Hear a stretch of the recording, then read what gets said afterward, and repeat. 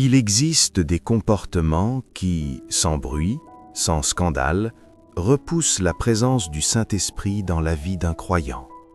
Beaucoup de chrétiens l'ignorent. Pourtant, certaines habitudes attristent l'Esprit de Dieu, étouffent son feu et ferment la porte aux percées spirituelles que nous attendons.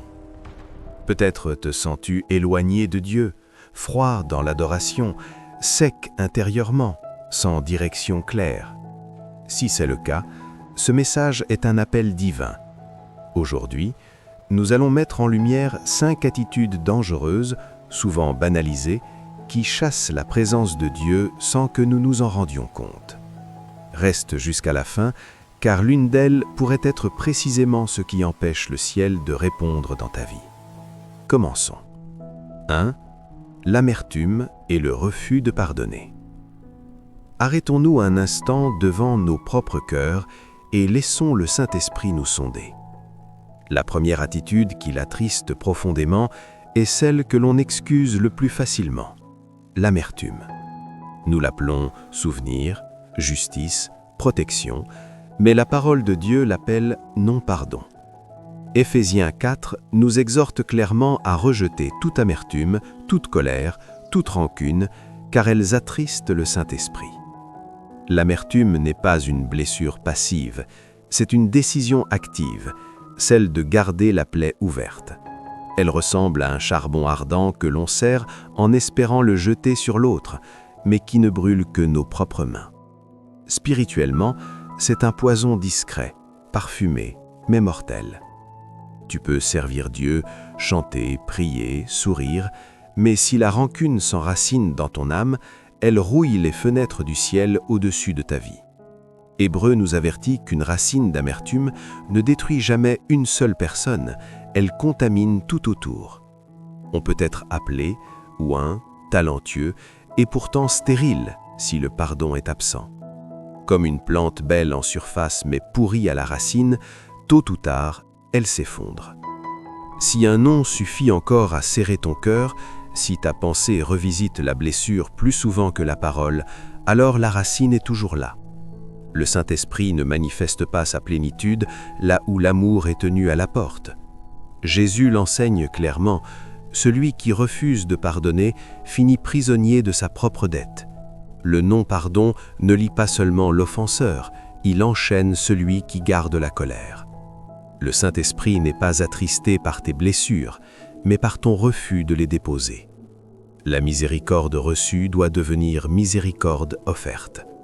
Aujourd'hui, lâche la dette, ouvre tes mains, arrache la racine, replante ton cœur dans la grâce, et tu verras refleurir la paix, la joie et la vie de l'esprit. Numéro 2. L'orgueil et l'autosuffisance. La deuxième attitude est subtile, souvent admirée par le monde, mais profondément toxique pour l'esprit. L'orgueil ne se manifeste pas toujours par l'arrogance, parfois il s'appelle indépendance. C'est croire que l'on peut avancer sans consulter Dieu, planifier sans prier, décider sans écouter. La Bible dit clairement « Dieu résiste aux orgueilleux, mais il fait grâce aux humbles ». L'orgueil pousse à avancer dans le brouillard en accélérant. L'humilité, elle, ralentit et laisse Dieu guider. Même les bénédictions peuvent devenir des pièges quand elles nourrissent l'ego. Quand le témoignage devient un trophée, quand le succès devient un miroir, le Saint-Esprit ne se bat pas pour le contrôle. Il attend. Tant que nous disons « j'ai ça en main », il reste en retrait. Mais quand nous disons « Seigneur, j'ai besoin de toi », la grâce se déploie. Pose-toi cette question. Dans quel domaine ai-je cessé de dépendre de Dieu? Numéro 3. L'impureté sexuelle répétée. Ici, la vérité demande honnêteté et crainte de Dieu. La Bible est claire, le corps du croyant est le temple du Saint-Esprit. Le péché sexuel n'est pas seulement physique, il est spirituel. Il ne s'agit pas d'une chute suivie de repentance sincère, la grâce restaure. Ce qui éteint l'esprit, c'est l'habitude, le compromis répété, le péché entretenu sans combat. Le feu de la passion est une création divine, mais hors de son cadre, il détruit. Souviens-toi de Samson, oint, appelé, puissant, mais lentement vidé de sa consécration. Un jour, la présence de Dieu s'est retirée et il ne l'a même pas remarqué. Aujourd'hui, l'impureté se cache dans les écrans, les pensées secrètes, les habitudes nocturnes. Mais le Saint-Esprit ne repose pas là où certaines portes restent volontairement ouvertes. Ton corps n'est pas un objet, c'est une demeure sacrée. Il est temps de restaurer le temple. Il est temps de choisir la sainteté, pas par religion, mais par destinée. Numéro 4. La plainte constante et l'ingratitude. Cette attitude semble petite, mais spirituellement, elle est bruyante. La plainte chronique transforme les bénédictions en fardeau, les miracles en souvenirs, la grâce en exigence. Israël regrettait l'Égypte, mais oubliait les chaînes. Se plaindre brouille la fréquence céleste. Plus le murmure grandit, plus la voix de Dieu devient difficile à entendre.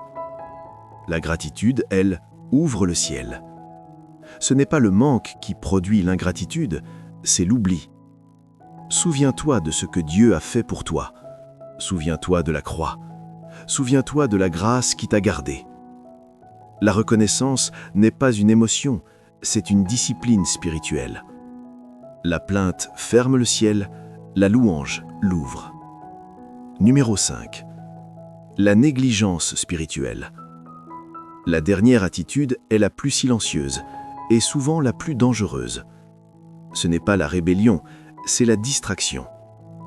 Une prière manquée, une parole négligée, un temps avec Dieu repoussé.